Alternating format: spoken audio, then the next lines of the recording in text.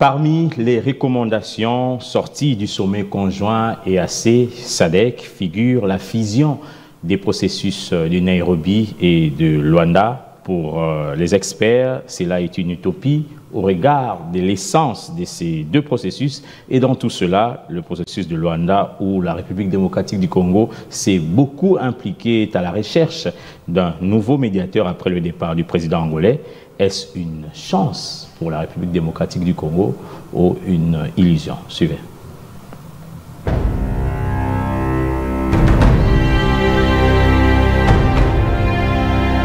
Moins de 4 jours après la clôture du sommet conjoint entre la communauté d'Afrique de l'Est et la communauté de développement de l'Afrique australe, l'une de ses principales recommandations est déjà réduite à néant.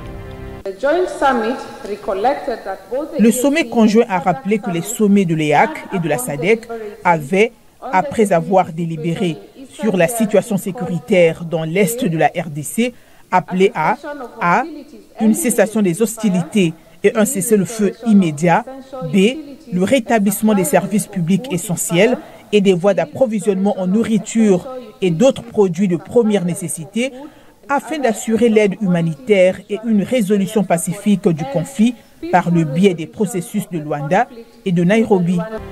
Le cessez-le-feu, censé marquer un tournant dans la crise sécuritaire dans l'est du pays, n'a été que de courte durée.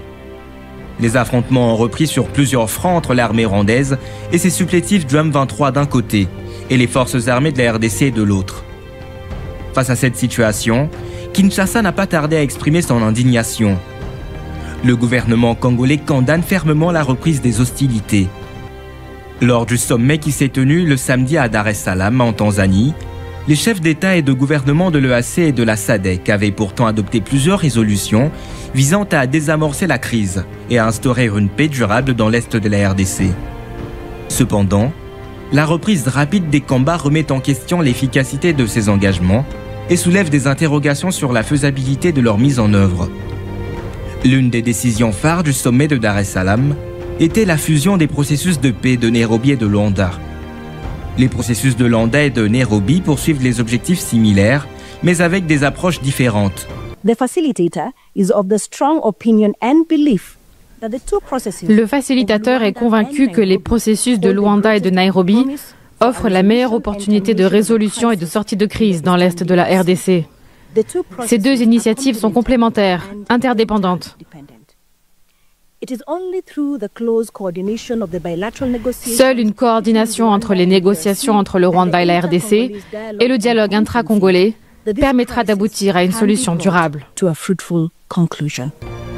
Le processus de Nairobi sous l'égide de l'EAC privilégie une approche diplomatique incluant des négociations entre le gouvernement congolais et certains groupes armés. De son côté, le processus de Luanda dirigé par l'Angola met davantage l'accent sur un règlement politico-militaire en exigeant notamment le retrait du M23 et en prônant un dialogue direct entre la RDC et le Rwanda. Si l'idée d'unir ces efforts semble séduisante sur le papier, son application concrète reste incertaine. La RDC y trouvera-t-elle réellement un avantage stratégique? D'un côté, cette fusion pourrait permettre une meilleure coordination entre les différentes initiatives régionales, évitant la dispersion des efforts et renforçant la pression sur les acteurs impliqués dans le conflit. Aujourd'hui, nous nous unissons pour réitérer nos appels aux parties à ce conflit tragique afin qu'elles cessent immédiatement les hostilités et qu'elles prennent des mesures positives pour permettre un dialogue constructif visant à rétablir la stabilité. De l'autre, elle pourrait diluer les spécificités de chaque processus et ralentir leur efficacité. Alors que la situation continue de se détériorer sur le terrain, la question demeure. La communauté internationale saura-t-elle imposer le respect des engagements pris à Dar es Salaam ou assiste-t-on à une énième tentative diplomatique sans lendemain? Pour la RDC, l'urgence est de transformer ces engagements en actions concrètes, sous peine de voir le cycle de la violence se perpétuer. Mais au-delà de l'intention affichée de coordonner les efforts régionaux, cette fusion peut-elle réellement contribuer à la résolution durable de la crise dans l'est de la RDC?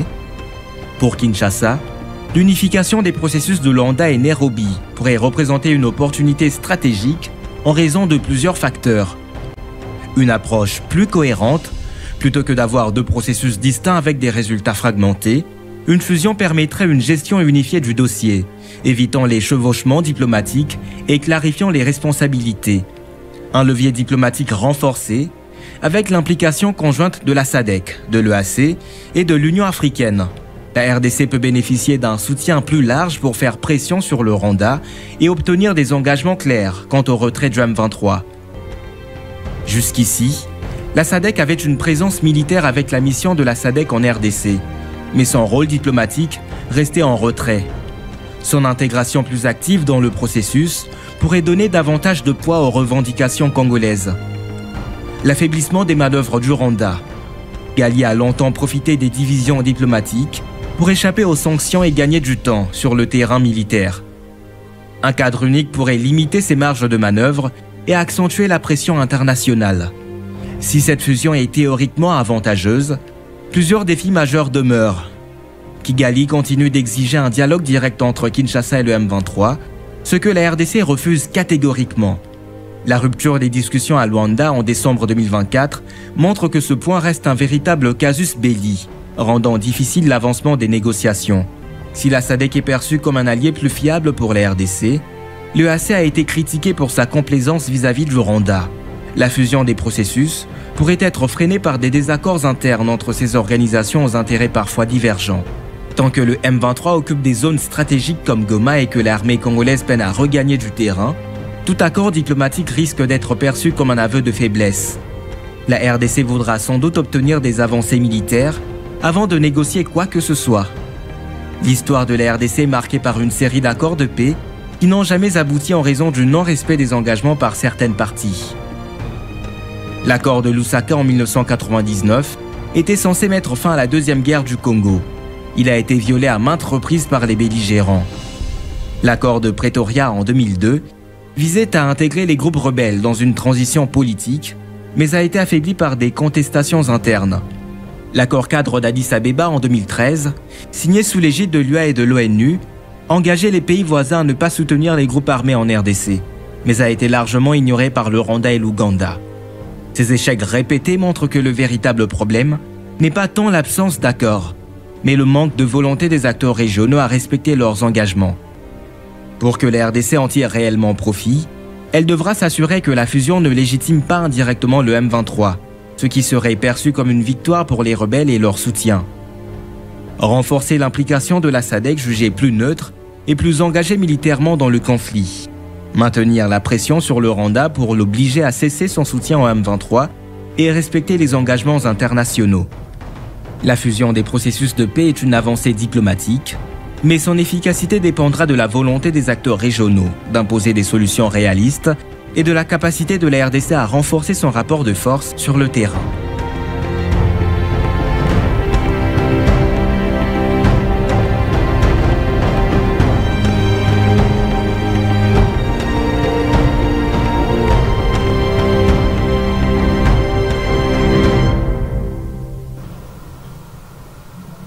Monsieur Mukendi, vous avez suivi avec moi ce dossier. Est-ce que la fusion des accords peut avoir un impact sur la volonté des belligérants de mettre en application les accords qui vont en sortir? Cher ami, il faut dire que la fusion de deux processus, le processus de Luanda et de Nairobi, ça fait partie de recommandations du sommet conjoint extraordinaire entre EAC et SADC. Ce qu'il faut en ce moment, ce n'est pas de savoir si c'est opportun ou non. C'est de savoir est-ce que les résolutions, les recommandations de ces sommets sont d'application ou non.